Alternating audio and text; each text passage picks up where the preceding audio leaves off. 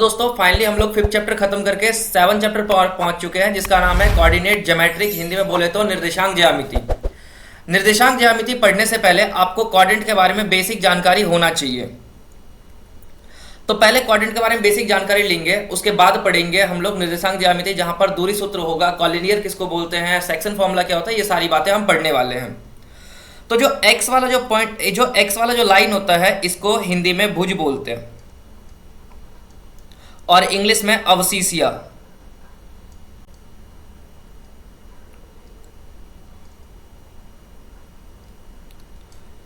English में अवशिष्या बोलते हैं। जो वाई वाला जो पॉइंट होता है उसको हम कोटि बोलते हैं और इंग्लिश में ऑर्डिनेट।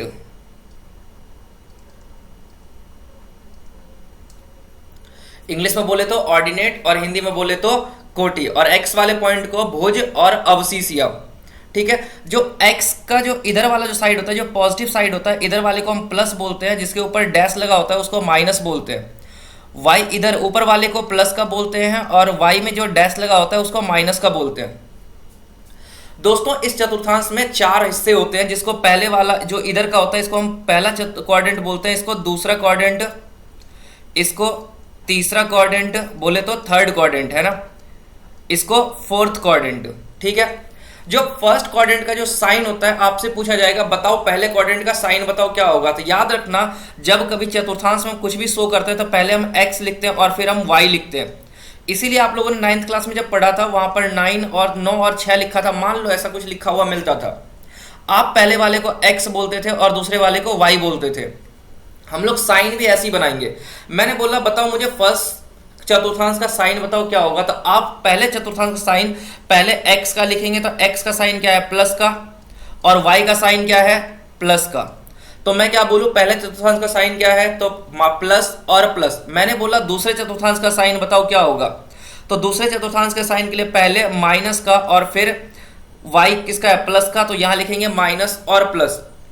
थर्ड चतुर्थांश का साइन मैंने पूछा, तो थर्ड का चतुर्थांश का साइन क्या है, माइनस और माइनस।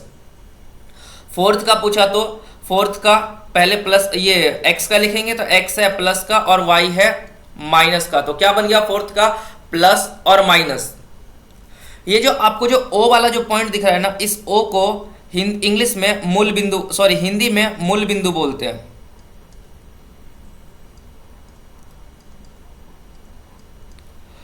और इंग्लिश में ओरिजिन।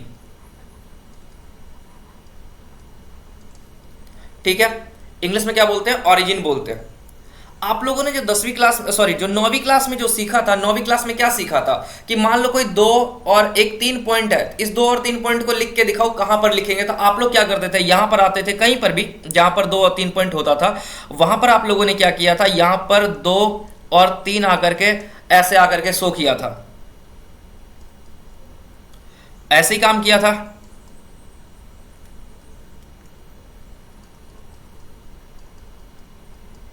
है ना। और अगर मान लो आपको -3 और माइनस का 2 पॉइंट मिला, तो आपने किधर शो किया था, इधर आकर के -3 और माइनस का 2, ऐसा मान के चलना, मैं कुछ करवा नहीं रहा हूं, सिर्फ आपको एग्जाम्पल बता रहा हूं। -3 और -2 आपने 9th क्लास में बस यहां तक पढ़ा था। अब मैंने बोला कि इन दोनों पॉइंट्स के बीच का ना डिस्टेंस बताओ कितना, और इस डिस्टेंस को हम यहां पर स्टडी करने वाले हैं कि इनके बीच का डिस्टेंस कैसे निकालेंगे। दोस्तों पहले आप लोग यहां तक नोट कर लो, फिर आगे बढ़ते हैं। चलिए आगे देखते हैं। अब यहां पर आपको अभी क्या मैंने बताया कि यहां पर आपको 2 पॉइंट्स दिया जाएगा, एक दिया जाएगा यहां पर ए का पॉइंट कुछ ना कुछ दिया जाएगा, जैसे 2 और 3, और दूसरा पॉइंट दिया जाएगा बी का पॉइंट कुछ भी -2 और -3 मान लेते हैं, ऐसा कोई पॉइंट मिला। आपसे बोला गया इन दोनों पॉइंट्स के बीच का डिस्टेंस निकालो, डिस्टेंस कितना है। तो इन दोनों के बीच का डिस्टेंस निकालने के लिए डिस्टेंस फॉर्मूला को हिंदी में दूरी सूत्र बोलते हैं, और दूरी सूत्र यानी a और b का डिस्टेंस निकालने के लिए हम फॉर्मूला लगाते हैं x का 2 माइनस में x का 1 का होल स्क्वायर प्लस में y2 माइनस में y1 का होल स्क्वायर, और ये सब के सब पूरे रूट में बंद रहता है।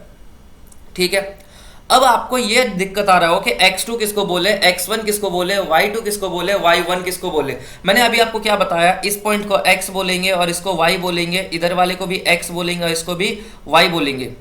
आपकी मर्जी, इसको 1 1 बोल देता हूं और इसको 2 2 बोल देता हूं, आपकी इच्छा है, आप इसको भी चाहो तो 1 1 बोल सकते हो, कोई दिक्कत नहीं है। ठीक है, अब यहां से आपसे क्या पूछा गया कि बताओ दूरी बताओ, तो डिस्टेंस कैसे निकालेंगे, तो ध्यान से समझना। यहां बताओ क्या लिखा है, x2 लिखा है, तो x2 कितना है, -2 लिख देता हूं, -2। और फिर यहां पर फॉर्मूले का माइनस है, इसलिए इस माइनस को इग्नोर नहीं करेंगे। यहां पर x1 की वैल्यू कितनी है, 2 है, इसका होल स्क्वायर प्लस में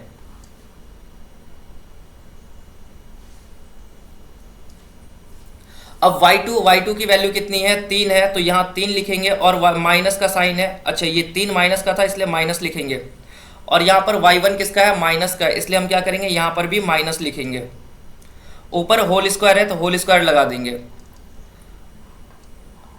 अब यहां पर माइनस और माइनस प्लस होता है, इसलिए यहां पर -4 का होल स्क्वायर, बीच में प्लस का साइन है तो प्लस लगाएंगे, -3 और -3 बोले तो 6, माइनस का और इसका भी होल स्क्वायर, 4 का स्क्वायर 16, और ये स्क्वायर से माइनस कैंसिल हो जाता है, प्लस में 6 का स्क्वायर करेंगे तो 36। अब सिंपल है, 6 और 6 12, और 3 और 1 4 और 1 5, तो आंसर कितना आ गया हमारा, अंडर रूट में 52। तो डिस्टेंस निकालने के लिए आप फॉर्मूला क्या लगाओगे, x2 माइनस में x1 का होल स्क्वायर प्लस में y2 माइनस में y1 का होल स्क्वायर। ठीक है, आपको ये फॉर्मूला नोट करना है। ठीक है, अब आगे चलते हैं। अगला पॉइंट होता है कॉलिनियर। कॉलिनियर बोले तो हिंदी में बोलते हैं संरेखी। कॉलिनियर का मतलब क्या होता है, संरेखी।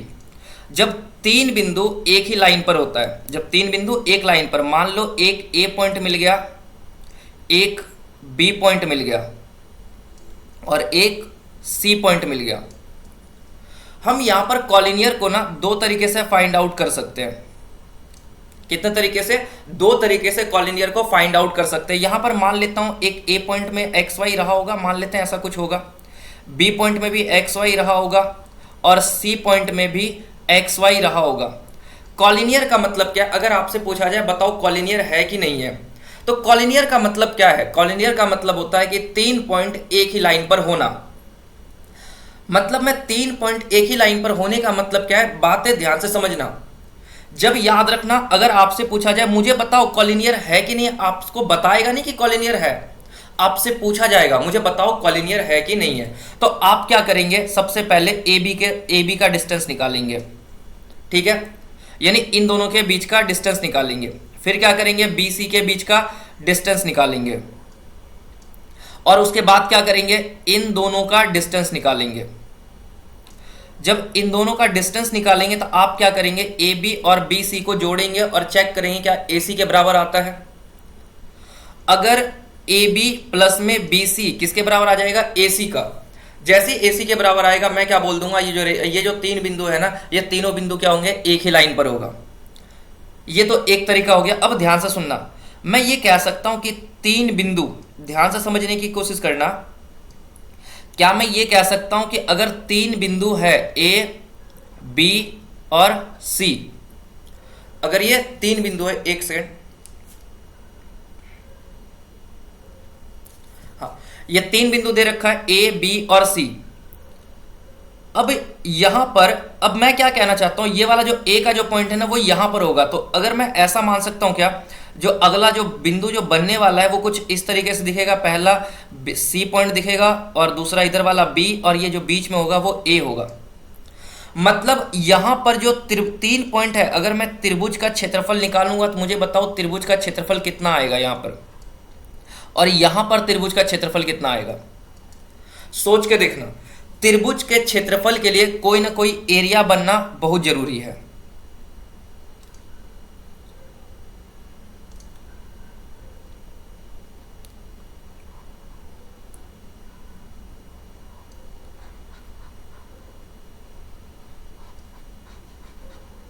कोई ना कोई एरिया बनना बहुत जरूरी है ना।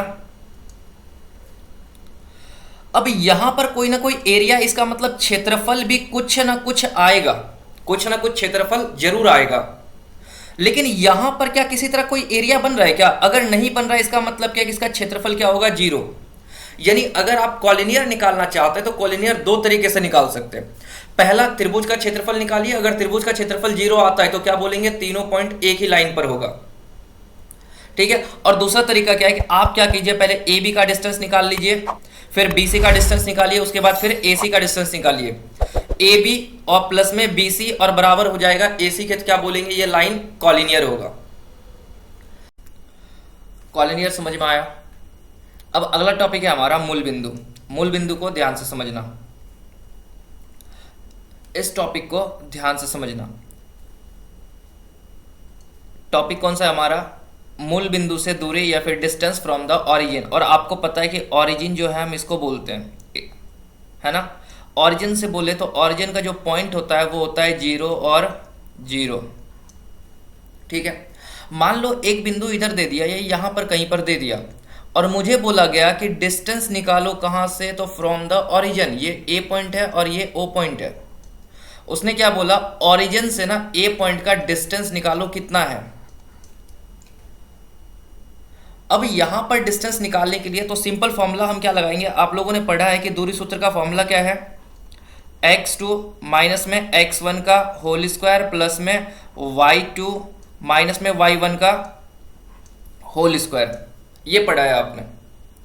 लेकिन यहां पर मैं ध्यान से देखूं तो ये तो एक x तो पूरा 0 का 0 हो गया और इस वाले x का तो कोई मतलब नहीं बनता है। यानी यहां से भी क्या ये एक x पूरा खत्म हो जाएगा क्या?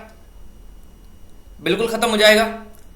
तो बचेगा क्या? सिर्फ एक x बचेगा। इसका मतलब अगर मेरे को बोला जाए कि डिस्टेंस निकालो कहां से? ऑरिजिन से, तो ऑरिजिन से डिस्टेंस निकालने के लिए सिंपल सा फॉर्मूला लगा सकता हूं क्या? कि x का स्क्वायर प्लस में y का स्क्वायर। क्या मैं सिंपल फॉर्मूला निकाल सकता हूं क्या? और ये हमारा क्या बनता है? मूल बिंदु से दूरी का ये फॉर्मूला होता है। मान लो आपको एक पॉइंट दिया गया 0 और 0 और एक पॉइंट दिया गया 4 और 6 और बोला गया कि इनके बीच का ना डिस्टेंस निकालो, इनके बीच का डिस्टेंस निकालो। तो डिस्टेंस कैसे निकालेंगे इनके बीच का? जहां पर 0 और 0 जो पॉइंट आया है, 0 और 0 जो पॉइंट है वो क्या है? मूल बिंदु होगा। मतलब ये क्या है? मूल बिंदु है ना।